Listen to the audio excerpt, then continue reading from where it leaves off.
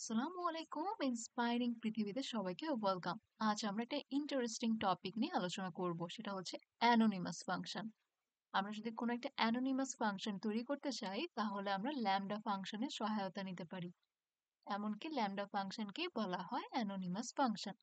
আমাদের যদি কোনো একটা কুইক টাস্ক পারফর্ম করতে হয় এবং আমরা শিওর হই যে আমাদের রিপিটেডলি আর ফাংশনটা লাগবে না, আমাদের কল করতে হবে না বারবার, সেই ক্ষেত্রে টাইম সেভ করার জন্য আমরা ল্যামডা ফাংশন ব্যবহার করতে পারি। প্রথমে আমি একটা ভ্যারিয়েবল ক্রিয়েট করছি নাম্বার নামে।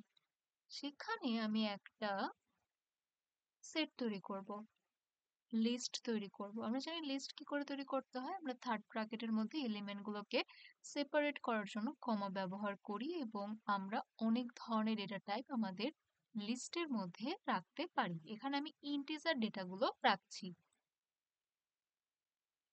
এরপর আমি আরেকটা ভ্যারিয়েবল তৈরি করব,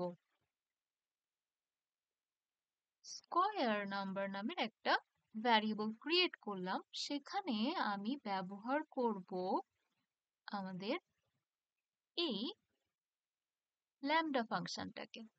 এখানে কিওয়ার্ডে সরাসরি চলে আসে, একটা গ্যাপ আসে এখানে। এরপর রুলস অনুযায়ী আমরা যে ভ্যারিয়েবলে কাজ করতে চাই সেই ভ্যারিয়েবলটা আমাদের লিখতে হবে। আমি এক্স নামের একটা ভ্যারিয়েবল ক্রিয়েট করলাম। রুলস অনুযায়ী এখানে আমরা কোলন ব্যবহার করব। আমি কি করতে চাচ্ছি, আমি নাম্বারগুলোকে স্কয়ার করতে চাচ্ছি, বর্গ করতে চাচ্ছি। তাই আমি এই ভ্যারিয়েবলটাকে ডিফাইন করব, দুইবার ভ্যারিয়েবলটাকে লিখব x into x.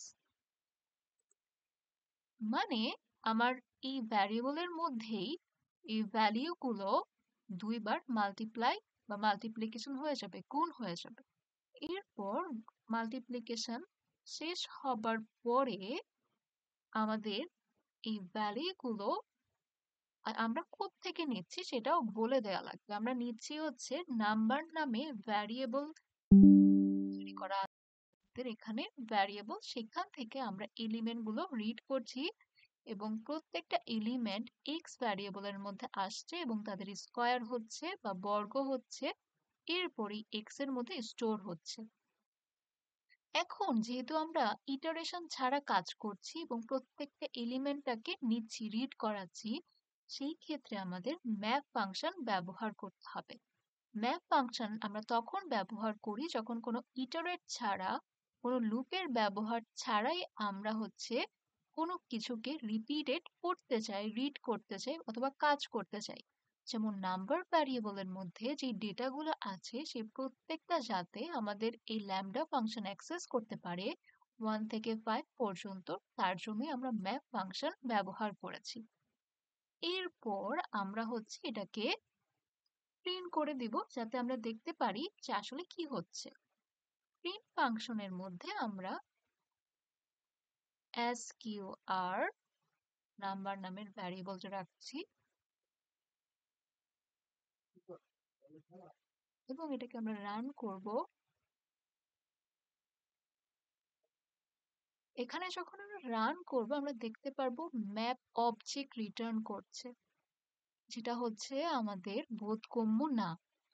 Map function আমাদের সাহায্য করে যাতে ইটারেশন ছাড়া আমরা কোনো এলিমেন্ট গুলোকে রিড করতে পারি, কিন্তু এখানে আমরা ওই ভ্যালিউটা পেলাম না যেটা আমরা চাচ্ছি।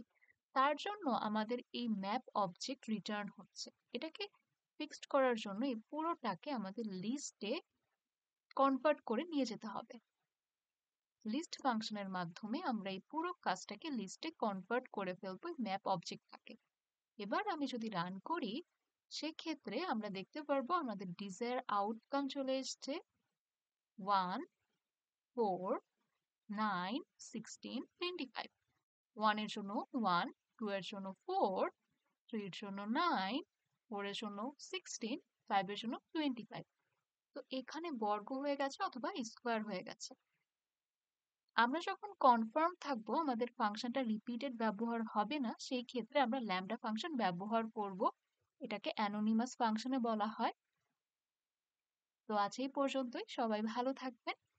এবং কারো কোনো প্রশ্ন থাকলে অবশ্যই কমেন্ট বক্সে জানাবেন।